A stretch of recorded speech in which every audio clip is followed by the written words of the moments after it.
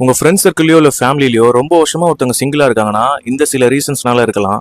First one, initial ஸ்டேஜ்லேருந்தே இவங்க ரொம்ப தெளிவாக இருப்பாங்க. நமக்கு இந்த லவ்வெல்லாம் வேணாம், நமக்கு வீட்டில் பார்க்குற பையன் தான், வீட்டில் பார்க்குற பொண்ணு தான், நம்ம கல்யாணம் பண்ணிட்டு அதுக்கப்புறம் லவ் பண்ணி நம்ம ஸ்மூத்தாக நம்ம லைஃப்பை கொண்டு போகலான்ட்டு ஃபிக்ஸ்டாக இருப்பாங்க. செகண்ட் ஒன், ஏதாச்சும் ஒரு விதத்தில் அவங்களுக்கு ஒரு லவ் ஃபெயிலியர் நடந்திருக்கும். அது டபுள் சைடாகவும் இருக்கலாம், இல்லை ஒன் சைடாகவும் இருக்கலாம். Let's talk about the third one. இந்த தேர்ட் கேட்டகரியில் உள்ளவங்களுக்கு உண்மையாகவே லவ் பண்ணணுன்ற ஒரு ஆசை இருக்கும், பட் அவங்க சேஸ் பண்ண மாட்டாங்க. இவங்களால ஒரு பொண்ணோட வாழ்க்கையோ இல்லை பையனோட வாழ்க்கையோ கெட்டு போயிடக்கூடாதுன்னு நினைப்பாங்க. தட் டசன்ட் மீன் நம்ம ஒரு தப்பான ஆள், நம்மளால ஒரு பொண்ணு வாழ்க்கை கெட்டக்கூடாது அப்படி கிடையாது.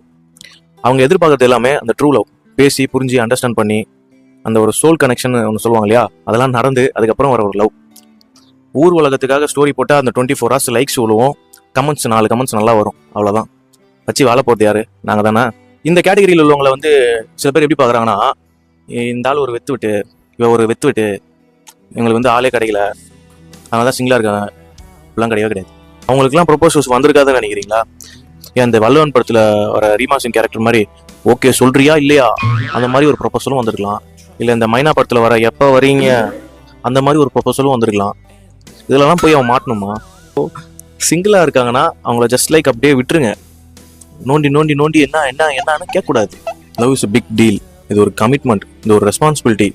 நீ வேலைக்கு போனாலும் சரி போகலனாலும் சரி, உங்ககிட்ட காசு இருந்தாலும் சரி இல்லைனாலும் சரி, என்கிட்ட இருக்க எல்லாத்தையும் வந்து உனக்கு கொடுக்குறேன், உனக்காக நான் இருக்கேன், நான் உன்னை பார்த்துக்கிறேன் அப்படின்னு தைரியமாக சொல்கிற அந்த மனசு, that is love.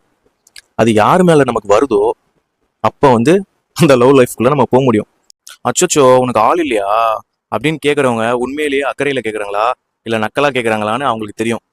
But one day they will also find the true love. அது கிடைக்கும் போது அந்த பொண்ணையோ அந்த பையனையோ அவங்க ரொம்ப நல்லா பார்த்துப்பாங்க. அது கிடைக்காத வரைக்கும் சிங்கிள் தான்.